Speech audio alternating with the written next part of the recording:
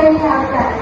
First is to compare and contrast the perspective in concepts related to cognition and metacognition. Second is develop and advance organizer, showing the comparison of cognitive and metacognitive factors of learning. Then identify factors that influence cognitive development. Train strategies to develop students' metacognitive skills. Discuss strategies for the fostering self-regulation in learning. And lastly is recognize the limitations of cognitive and metacognitive factors of communication. So first is concept of cognition and metacognition. So when we say cognition, it's mental process involving in acquiring knowledge and understanding. For example, when we read a book to understand the concept, dito rin pumapasok yung memorizing, thinking, and also problem solving. I have an example here. When we solve or solving a math problem using a known formula. So when we solve, it's what we call cognition. Yung mental natin is not for process. When we read our mental process. Next is metacognition. When we say metacognition, it is thinking about thinking. It is an awareness and understanding of one's own thought processes. Refers to the how and why you're thinking. According to Flavel, siya yung ng metacognition si Flavel. Metacognition is a knowledge about cognition and control of cognition. So in metacognition, meron ka mga self-awareness and self-monitoring, which is, for example, nagdi-discuss ako dito, tapos nasa likod ka, tapos hindi mo marinig kasi hindi clear, hindi na yung boses. So, as a student, gagawa ka ng paraan, lilipat ka sa harap para marinig mo. So, ginamitan mo siya ng metacognition. Alam mo, hindi mo marinig kaya lumipat ka gumawa ng paraan para ma-solve yung problem na yun. So, when we say metacognitive knowledge, what you know about yourself as a learner, tasks, and strategies. So, in metacognitive knowledge, dito as a learner, you know your weakness and strength. So, ang pag alam mo yung weakness mo, gagawin mo yun ng paraan para ma-improve at ma-solve yung weakness. Next is metacognitive regulation and control. This is the ability to manage and adjust your cognitive process. Dito pumapasok yung pagpa-planning and monitoring natin, and also yung evaluating. Next is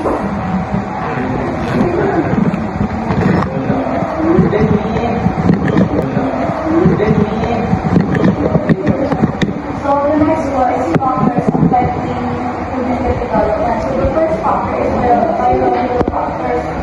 So the biological factors po involves with yung mga heredity, genetics, brain development, nutrition, and for example. So heredity and genetics, so for example, yung mga traits na meron yung mga parents natin is may possibility po na natin makuha yung mga traits na yan. For example, yung tatay mo is magaling sa level 18 and yung mother mo is artistic. So may possibility, not really 100%, pero may possibility po na ma-adapt mo yun o makuha yung mga traits na gano'n. Sa brain development po, very important po yung brain development lalo na sa mga bata. Kaya sa mga baby po pa lang, dapat more on nabibigyan sila ng mga help lalo na sa or yung mga attention in terms of sa brain development nila. Kailangan laging silang papansinan or what hindi dapat sila lagi na-isolate sa mga tao sa nila. The next is nutrition. Sa nutrition din po, for example, yung isang bata na pinalaki na laging napakain ng mga sustansya pagkain, vegetables, fruits, gano'n, possible po ay yung magiging brain development niya is magiging maayos or ay na po. Kabalitaran po nito yung isang bata hindi po laging napakain ng mga sustansya pagkain and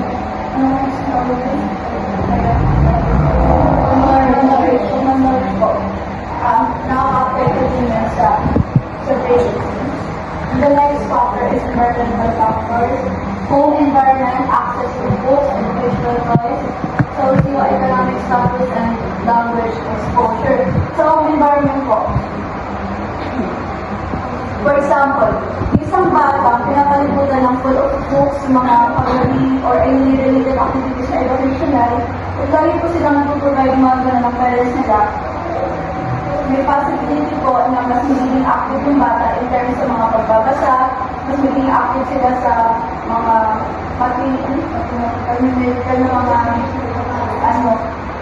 kabalisaran po dito yung bata hindi exposed sa mga ganong bagay, mabagal po yung development nila in terms sa mga analytical, medical, scientific.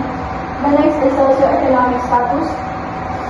Pag may kakayahan po yung parents na magbigay yung mga kagamitan din sa bata, syempre po, mas magiging maganda yung development ng bata. Kabalitaran po nito sa mga mahihirap naman na kahit na pag wala silang mga books or anything related sa educational, may possibility po na maging mabagal yung development nila sa nila. Ay, development rather sa community nila.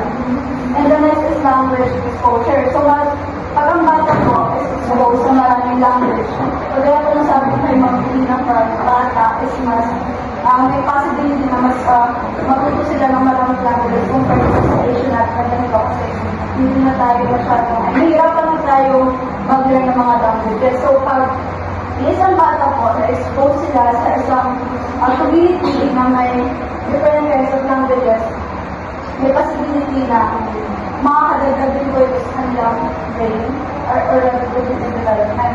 The last one is socio-cultural factors, their social context and cultural practices. So, medyo kami po ito sa environmental factors, pero yung socio-cultural factors is sa cultural practices. So, pag isang tao ay, halimbawa po mga halimbawa, part ka ng isang cultural group and hindi, sa lugar na yun, is syempre nga, pagdating sa Palawan, may varieties na iba't ibang cultural practices. Pag na-expose ka daw po sa mga ganong bagay, ay ibig sabihin, mas malawak yung understanding mo sa next support ko.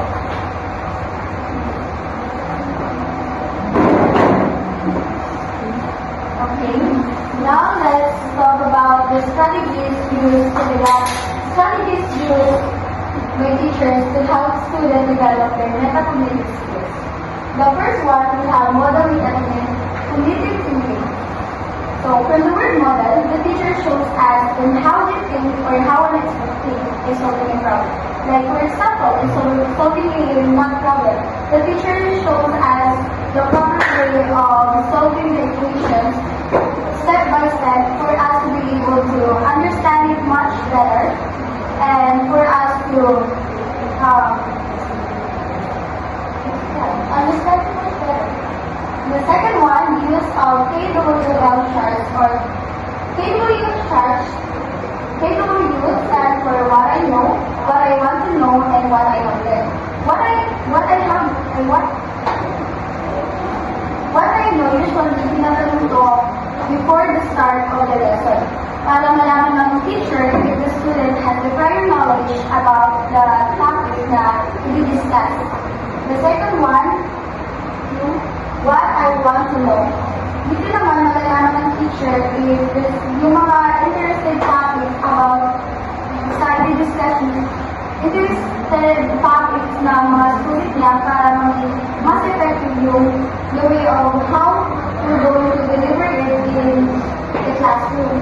Then yung what I have learned, dito na malalaman kung naging mas effective yung pagtuturo ng teacher. Dito malalaman din yung student nakinig sa discussion. Then the third one, we have the encouraged self-assessment. So, pagkatapos ng discussion, usually yung mga teachers, nagkakaroon na sila ng quiz para ma-assist natin para malaman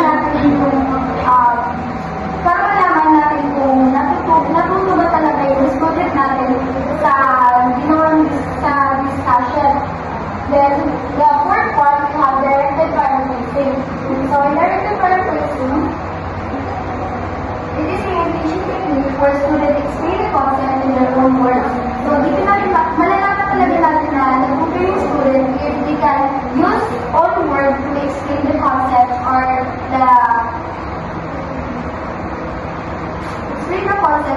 these tasks during the discussion. That's all. Now let's go over the conclusion. Now let's discuss about the strategies for self-regulation. But first, what is self-regulation? It is the ability to manage your own emotions, thoughts, and behavior to achieve long-term goals.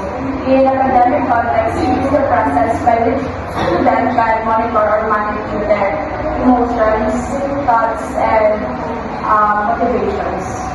Now let's proceed to strategies, the four strategies. First is goal setting. It helps students create specific, measurable, and achievable goals for their learning. For example, as a teacher, it gives your student a specific task instead of saying